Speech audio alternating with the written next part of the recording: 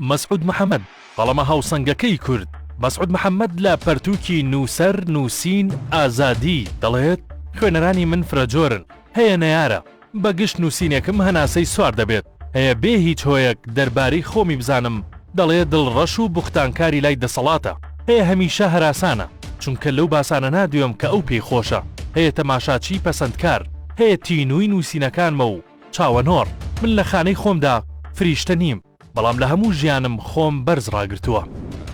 مەسعود محەممەدیش ڕقی زۆر لە سێشتان دەبەوە کە ناوی دەینن الخسیسات الثلاث السلطة والمال والجاه. بە حیاتی خۆی هەوڵی داوە بە خەیاری دانەهاتووە کە دنکە گەنمەک باوەتە خەرمانی خۆی. مەسعود محەممەد جەلیل زادە ساڵی 1990 لە شاری کۆیە لەدایک بووە، لەگەڵەوەی لە بنەماڵەیەکی ئاینیە و کوڕی مەلای گەورەی کۆیەیە، بەڵام لا جۆری خوێندندا یاسا هەڵدەبژێرێت و وەک خۆی دەڵێت بۆ ئاین هەمیشە خۆم بە قەرزاری باوکم دەزانم. مەسعود محەممەد ساڵی 1953 دەبێتە نوێنەری شاری کۆیە لە پەرلەمانی عێراقدا و تا ساڵی 1954 بەردەوام دەبێت. دوای شۆڕشی 14 تەمموزی ساڵی 1958 دەبێت بە ئەندامی لیژنەی چاکسازی کوشتوکاڵ. 30 ئەیلولی 1958 کۆمەڵە یاسایەک بە ناوی یاسای چاککردنی کوشتوکاڵ لە عێراق بڵاو دەکاتەوە. ساڵی 1964 بە ناوی بزوتنەوەی ڕزگاری دەبێت بە وەزیر لە کابینەی تاهیر یەحیا. دواتر لە کۆتایی ساڵی 60ەکاندا دەبێت بە ئەندام لە ئەنجومەنی خدمە. 29 هەشتی 1970 دوای دامەزراندنی کۆڕی زانیاری کورد دەبێتە ئەندام لەو کۆمەڵەیەدا. دوای ڕاپەڕینی خەڵکی کوردستان لە بەهاری 1991 دەگەڕێتەوە کوردستان. مەسعود محەممەد بە دەرلەوەی لە ناو عێراقدا بەردەوام خاوەن بەرپرسیارەتی بووە، بەڵام ئەستێرەی ئەو زیاتر لە بواری نووسین و ڕووناکبیریدا دەرکەوت لەو کاتەدا کە نووسەران و دەستەبژێرانی کورد لە پەنجەی دەست تێپەڕیان نەدەکرد. مەسعود محەممەد بە جیاو بەبێ پەیڕەوکردنی میتۆدەکانی توێژینەوە ئازاد و لە دەرەوەی چوارچێوەکانی توێژینەوە بابەتەکانی دەنووسی و بە چاپی دەگەیاندن کە بە بۆچوونی شارەزایان دەتوانرێت ئەو ڕێگایە وەک میتۆدی مەسعود محەممەد بۆ توێژینەوە و نووسین دابنرێت. بەعزێک بوونەتە میری سەربڕ لە خەیاڵی بەشەردا نەبوو ئەو کابرایە لە 5 دیناران ماگانە زیاتر بستە گیرفانی، چونکی فەقیری نەداری خوێڕووی کەچێستا حاکمی کائینەت مەسەلە.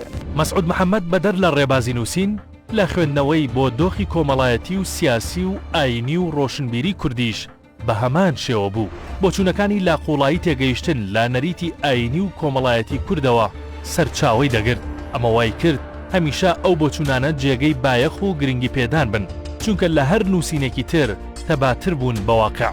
مەسعود محەممەد باوەڕی وایە کورد هەر لە سەرەتاوە لە دەرەوەی مێژوو ژیاوە، هیچ کات وەک کورد لە مێژوودا بوونی نەبووە و پاڵپشتی نەکردووە. ئەو ناوهێنانی کوردە لە مێژوودا گرێدراوی خێڵ و عەشیرەت بووە و وەک نەتەوە نەبووە. تەنانەت کورد هێندە دووبەرەکی و ناکۆکی هەبووە، نەک شاخ، بەڵکو چەمێک یان زەیەکی بچووک توانیوێتی کەرتیان بکات. ئەلبەتە کوردێک خۆی بە کووردا دەنێ بەبێ ئەوەی کە لە مەکتەب خوێندبیێتی کابرا دزەیە دەرێت دزەییم چ جایەوەی کە بڵێ کوردم مەسەلا یەک بەرباسە دەرێ بەرباسم، یەک ئاکۆیە دەرێ ئاکۆم، هەمووی معتەزە بە ورومەی خۆی. ئەوجا لەو دەمایشدا چی بەدیل نەبوو لە جیاتی کوردایەتی یا لە جیاتی عەشیرەتایەتی شانازی بە شتێکی تر بکە. بەشێک لەو هۆکارەی کە کورد وەک پردی پەڕینەوەی گرنگی پێ نەداوە بەدەر لەوانەی دوژمنان دروستیان کردووە بۆ دابڕانەی کورد دەگەڕێتەوە کە نەیانویستوە سنووریان تێکەڵاوی یەکتر بێت. تەنانەت زۆر جار ژن و ژنخوازیش لە ناوچەکە تێپەڕی نەکردووە.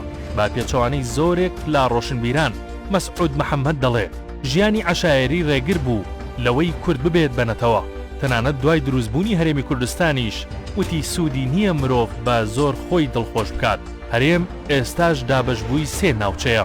بۆچوونێکی تری مەسعود محەممەد کە جێگەی بایەخ و لێوردبوونەوەیە ئەوە بووە کە باوەڕی بە خۆژیێنی و بەرەو پێشوونی کورد بووە، بەڵام بەبێ هاوردەکردنی هیچ سیستەم و ڕێبازێکی دیاریکراو. تەنانەت مەسعود محەممەد لە نامەیەکی بۆ سەعدون حەمادی دەڵێت دیموکراسی لە ئینجانەیەکی گوڵ دەچێت کە دێتە شەرق، خۆی پێدا دەکێشێت و بەردەبێتەوە و دەشکێت بە بۆچوونی ئەو هەموو سیستەمێک هەڵقوڵاوی واقعی خۆیەتی و تەنها دەتوانێت لە وڵاتەی تێیدا بەرهەمدێت سەرکەوتوو بێت ئەمە هەمان ئەو دنیابینیەیە کە کۆمەڵناسی پەسەندی دەکات و چوارچێوەی هەر کۆمەلگایەک بە جیاواز لەوی تر دەبینێت. مەسعود محەممەد دەیان کتێبی لە بوارە جیاوازەکاندا هەیە و بەشێکی زۆری نووسینەکانی لە پاڵ زمانی کوردیدا بە زمانی عەرەبی بڵاو کردوتەوە. مەسعود محەممەد لە سەر دواکەوتوی کورد و شەڕ و ململانیەکانی و چەق بەستنی لە مێژوودا دەڵێت پێی ناوێ مێژوو بگۆڕین، گەر شتێکمان لەدەست دێ با ئێستا و دوا ڕۆژ بەرەو باشتر بگۆڕین. مەسعود محەممەد لە 1 نیسانی 2002 لە نەخۆشخانەی ڕزگاری شاری هەولێر گیانی لەدەستدا و دواتر گەڕێنرایەوە کۆیە و لە تەنیشت مەلای گەورەی کۆیە بە خاک سپێردرا.